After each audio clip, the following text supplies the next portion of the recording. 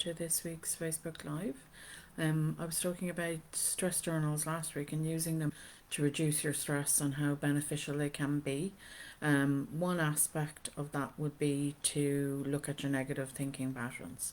So it's very important that we start to recognize any negative thinking, thought patterns that we might have, and even look at underlying core beliefs, because these can keep you trapped, and these then make our physical and mental health worse. For the simple reason, it's not just the thinking, it's how are you feeling, how are you, how is the physical response, how is the behavioral response to what's going on. That's all connected to this negative thinking pattern. And this is going to affect, as I said, your mental and physical health. So, if you're not already journaling, consider doing it. It's not a dear diary. It can just simply be a brain dump where we brain dump out everything out of our head. We just get it all out down on paper, set ourselves a time limit of about, we can go 15 minutes and just get it all out of our heads. And this will actually then, once we start to write it down, we can then go back over it and start to look at, what's going on there. We're building up our awareness as always. What's going on in my head? What am I thinking about? What we're trying to do is catch the negative thought patterns. Eventually what we'll do is catch them on the go and challenge them on the go. But for the minute, if you're not used to doing it, if you're not used to being clued into what ones that that are really dictating what's going on for you in your life, then writing them down, getting them out of your head, doing this brain dump at any time of the day when you feel really stressed, or if you're feeling particularly anxious or that, and you really, you're getting caught up, you're getting caught up in your head, just get a piece of paper. You use an app on your phone to start taking notes, even dictate them. There's dictation apps you can use. But the whole idea there is to build the awareness of what's going on. But we also really need to go back and look at them. It's when we go back and look at them, we can see and identify where those patterns are, who's involved, what's involved, and anything else that's tied into them.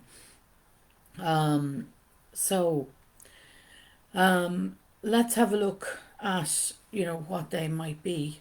I'm going to give you about 10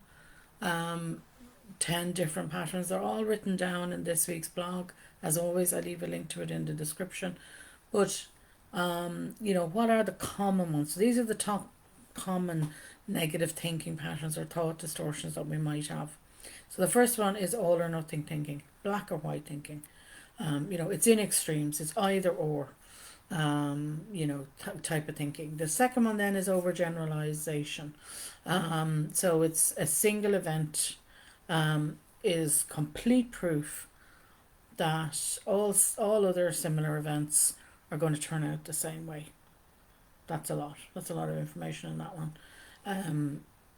But if you can look at what way am I thinking there? Am I seeing that one single event has maybe dictated something that happened in the past, is now continuing to dictate similar events? They're not the same event, they're similar maybe, and it's triggering you to say, oh no, this is all negative, this is bad, this is going to be bad, it's going to be a catastrophe, or whatever else. So your overgeneralization on that one. Sorry. Number 3 is mental filters. So, we pick out a single detail, a single negative detail, and we dwell on it. I think we're all guilty of doing that. And then, we view the whole situation, or the whole day is then negatively turned on that one single negative. It's a detail. So your boss, you might have been coming out of a meeting, and your boss glanced at you, and you thought he looked, angry, and you thought it was at you. So it's that detail, that little he looked at you detail, and he looked angry. So then you start to think about that, and that is then going to change your whole view of the situation, the meeting that you've just come out of. Maybe he even said a lot of nice things about you, but you come out and no, no, no, it was all negative. It was all negative. Oh, I did disastrously. And then the rest of the day is just everything then is negative from there on out. Number 4, disqualifying the positives. Again, similar to the last one I just said. Basically, what you're doing there too is when we're looking at that, filter of that single event, that look. But we're rejecting everything that was positive in that meeting. So we're disqualifying the positives as well. So you could be doing the two at the same time. Basically, what you're doing there is rejecting any positive experiences by insisting they don't count, though. So you're saying they don't count. And by saying that, then you are maintaining whatever negative core belief that you're caught up in. Number 5, you're jumping to conclusions. Again, very similar to the mental filter. We're jumping to the conclusion that because at that moment in time when your boss seemed angry, he was looking at you, well, you've jumped to the conclusion that, this is what's going on. They're in a negative interpretation, even though there are no definite facts that support your conclusion.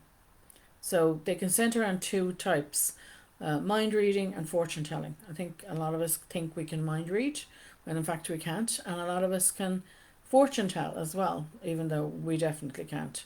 No one knows what the next minute is going to bring, or the next hour, or the next day. So, jumping to conclusions is a mental filter we can get caught up in. In a negative thinking pattern we can get caught up in. Number 6, magnification or catastrophizing. So exaggerating the importance of things, usually though they're negative. So we blow small things into, a huge portions. Everything is like a catastrophe, even though it was only one small mistake. But now it's a complete catastrophe. The project's failed. Oh my God, I'm a complete disaster. My career is over. So that kind of thing. So with this too, you will shrink any positives, any achievements that you might have, or any desirable qualities that you have as a person. So you're shrinking yourself, and shrinking the positives in your life completely down to, inappropriate levels, and then you are magnifying these negative things that's going on, negative thoughts that's going on in your head. Next one, number 7, emotional reasoning. You're going to assume that your negative emotions reflect the way things necessarily are. Not necessarily true. And I don't want to, disparage any emotion of any kind. All emotions are positive if done right. And we are human beings and we are emotional beings. So, but this is where the thinking and the emotions have gotten mixed up. So our emotional reasoning, has gotten negative connotations to them. Again, we're discarding the positive, and we're only reflecting on our negative. The negative becomes everything. Next one, number 8. This is should and must statements. Ones to watch for if you're a perfectionist, or if you think you're a perfectionist, or you have perfectionist traits. Codependence would use this a lot too. So this is where, you could be setting a standard where you have to do something. You should do it, or you must do it. Usually the standards are too high and unrealistic for yourself, and that leads to a huge amount of guilt. But then there is the other side of the coin, when as a perfectionist we want or we require others to meet a standard that is unreasonable and too high, unrealistic basically. And therefore then our statements about them become based in anger or frustration or resentment because we're saying to them, well, you should be doing this or you must be doing that. When in fact, maybe it's not. It's not. That isn't their role to play. That isn't what they're supposed to do in their job or whatever it is. And a lot of perfectionists can do that. They can turn that anger onto particularly their partners or their children, and require them to reach this unrealistic standard around the should and the musts. Number 9 is labeling and mislabeling. So this is kind of the extreme form of the overgeneralization. And instead of describing your error, you're attaching a negative label to it, particularly about yourself. You make a simple mistake and it's, oh, I'm no good. It's that kind of thing. You're attaching a label to yourself and you're mislabeling things. And the last one, number 10, then personalization. Everything is basically that's happened that was negative in the event is all because of you. You're the primary, or you're the one that is responsible for what has happened, even though you mightn't have been in the room. You mightn't have gone back to your boss being angry. You mightn't be the reason your boss is angry. Maybe they're not really angry, they're frustrated. Maybe things aren't going well in the department that you don't even work in, and it's got nothing to do with you. But all of a sudden you're making it personal. You're making it about you, and it's your responsibility. You're taking it on, even though it has nothing, absolutely got nothing to do with you. So that's another one that we have to watch, particularly is codependence. Sometimes if we're in a relationship and we've been in a traumatic relationship, whether through childhood or in a relationship with an individual, with another individual, a partner, husband, wife, whatever, and they have been quite abusive, being left with that trauma, or even while you're in that relationship, can mean we can take that on. We can make everything about us, about we're the cause of everything that's going wrong here, and that isn't necessarily true, because the other person has to take responsibility for what they have done. It could be a domestic violence situation, it could be an abuse situation, but you'll take on that guilt and that shame, and it's quite toxic, and you will feel you're 100% responsible for what has occurred. You mightn't even be, there are certain types of personality, narcissists, and that will make you feel that you are responsible for everything that goes on in their lives that's negative, because you basically become their punch bag. So they're putting you down all the time, and you can take that on yourself. So you have to watch there. And if you think you have been or you are in a relationship with a narcissist, please do check out my blog on that. It won't be linked through this blog, but if you go to the blog and type in narcissist, psychopath, sociopath and Machiavellians, you'll find the descriptions, and under the narcissists one, I do give you a step-by-step guide about getting help there and how to help yourself to leave that situation. Again, safety first, like domestic violence victims. Even if you are in a workplace, you have to be very careful around these people.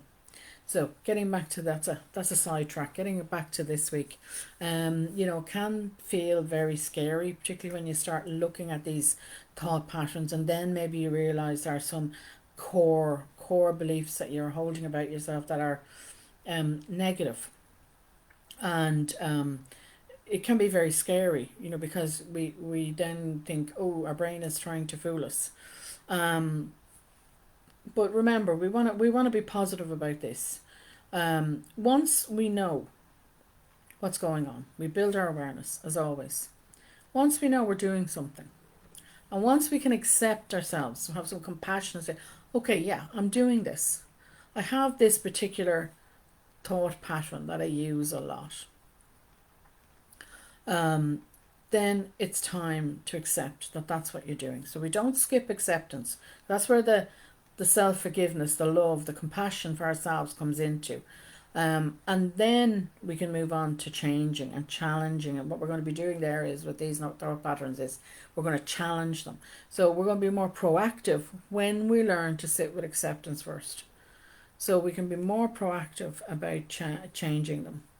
The one thing I'd say to you though is if you're finding that your negative thinking has become overwhelming for you, then please reach out to a local therapist. CBT is great at helping us tackle our negative thinking. So do have a look at that. I've also discussed negative thinking in more detail, how to challenge it in my books. In the workbooks, has all the worksheets that you need in them. So go and check them out. They're up on Amazon if you want to have a look at them. And or over on my website. So go have a look at them.